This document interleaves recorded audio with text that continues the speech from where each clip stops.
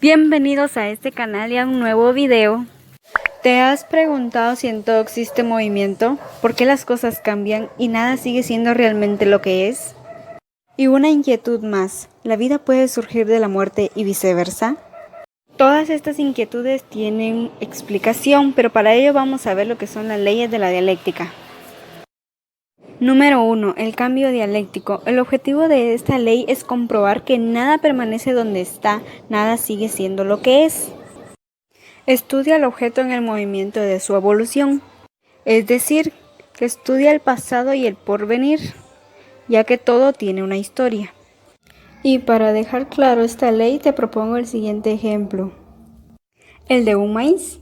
Un maizal crece y llega a tener fruto, el cual es llamado mazorca. Esta mazorca contiene varios maíces que algún día llegarán a ser maizales. Entonces el maíz no siempre ha sido un maíz. Tiene una historia y tampoco seguirá siendo lo que es. Logramos notar que hay un proceso de cambio, un movimiento, pero es importante destacar que no todo movimiento es dialéctico. ¿Cómo así? Si dialéctica se puede decir que es sinónimo de movimiento. Bueno, dejémoslo claro de una vez. El movimiento dialéctico contiene en sí el proceso, el autodinamismo, aquella fuerza que proviene de uno mismo, que es lo esencial. Y te voy a dar ejemplo de un cambio no dialéctico llamado mecánico.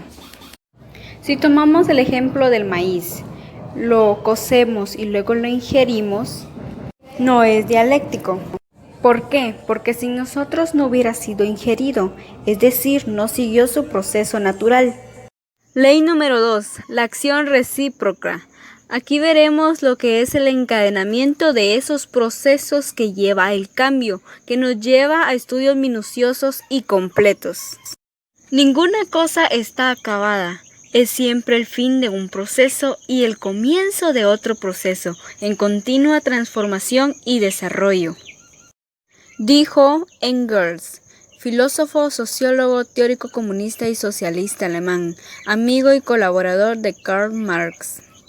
Y para que no te pierdas, siguiendo con el mismo ejemplo del maíz, nos dimos cuenta que del maíz crece un maizal y al dar fruto aparece el maíz, y otra vez del maíz crece un maizal y al dar fruto aparece el maíz. Esto parece un círculo vicioso llamado también retorno eterno, pero no es así. Veamos otra vez, he aquí el maíz. Este al descomponerse engendra un maizal o maizales. Cada maizal no da un maíz sino varios maíces. Por consiguiente no volvemos al mismo punto de partida, volvemos al maíz pero en un plano diferente. Logramos ver que no es un círculo vicioso sino se constituye en un espiral llamado desarrollo histórico. Y como decíamos al principio de esta ley, el fin de uno constituye el inicio del otro. Ley número 3. La contradicción. Al hablar de contradicción no nos referimos a la contradicción verbal, que cuando nos dicen sí, nosotros decimos no, sino a la contradicción dialéctica. El objeto de esta ley es comprobar que las cosas se transforman en su contrario. ¿Cómo es esto posible? Ejemplo, vida y muerte. Muchos dirán que la vida es la vida y la muerte es la muerte. No hay nada en común.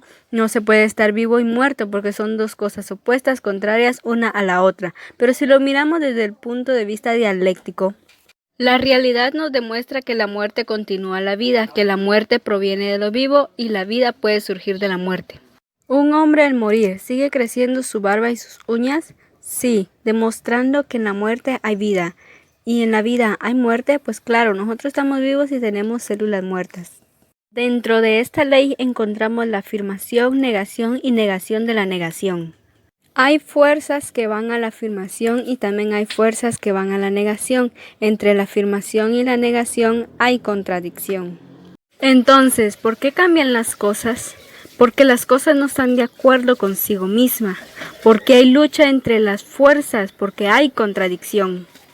Por ejemplo, al incubar un huevo a cierta temperatura y en ciertas condiciones se desarrolla. Al desarrollarse, nacerá un pollito. El pollito es la afirmación de la negación del huevo, porque ya no es un huevo, sino ahora es un pollito. Encontramos dos fuerzas, una que es la que dice que continúe siendo un huevo y la otra que tiende a que se convierta en un pollito. Siguiendo este ejemplo, ¿cuál sería la negación de la negación? El pollito llegará a ser una gallina y en esta transformación hay una contradicción. La gallina será la negación del pollito porque ya no es un pollito, sino es una gallina, que a su vez procederá de la negación del huevo. Como ya lo vimos, el pollito negó al huevo. La gallina será pues la negación de la negación.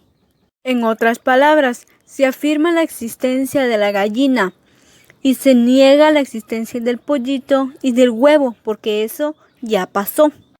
Cuarta ley, transformación de la cantidad en calidad o ley del progreso por saltos. Recordemos que una transformación es el resultado de una lucha de fuerzas opuestas. Si una cosa evoluciona es porque en ella tiene su contrario. ¿Y cómo se efectúa esa transformación? Se piensa que es paso a paso, pero la ciencia intervino y demostró en los hechos que se producían cambios bruscamente, que no toda la transformación es paso a paso. Por ejemplo, si tenemos fresco de limón y subimos la temperatura de 0 grados hasta 98 grados, el cambio es continuo, pero puede continuar así definitivamente. Llegamos hasta 99, pero a los 100 tenemos un cambio brusco. El agua se transforma en vapor y así a la inversa. A este cambio se le llama cuantitativo, ya que hay un cambio de grados de calor. Sin embargo, al transformarse las cosas experimentan finalmente un cambio cualitativo, diciendo que la cantidad se transforma en calidad. Entonces, podemos concluir que la dialéctica nos permite hacer buenas observaciones, estudiar bien, porque buscamos la fuente de todas las cosas y de describir su historia y el porvenir. Muchas gracias por su atención.